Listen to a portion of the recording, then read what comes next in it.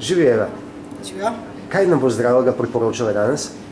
Ja, danes bom za kosilo imela hokejdo bučo, ki so moj najljubša vrsta zelenjave oziroma ugljikohidrat. Popravim ga pa tako, da nič ne lupam, operem, narežem na koščke in s piščanco skupaj pečem na ponvi. Dodam vedno rumene začimbe oziroma te hindujske, indijske, ker najbolj paše zraven. In v bistvu samo na vodi malo podušim, dodam na konec začimbe, posolim. Včasih dam tofu, včasih ribo, belo, sladkovodne ribe pa še zraven. Ali sladki krompir, ki je v bistvu podobno, sam je še malo bolj sladka, kot pa buča.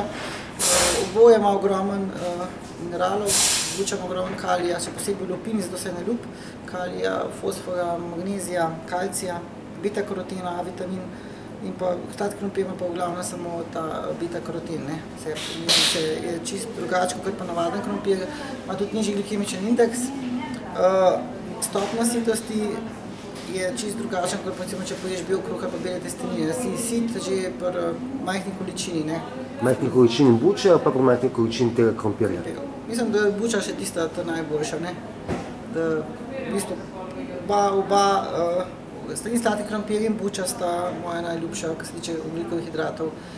Pred rižem, pred testeninami, krompirjem navadnim, karkoli je iz ogljikovih hidratov, riževi vaflji, kruh ali karkoli. Tako da to jaz naredim dvakrat, trikrat na dan, skoraj vsak dan.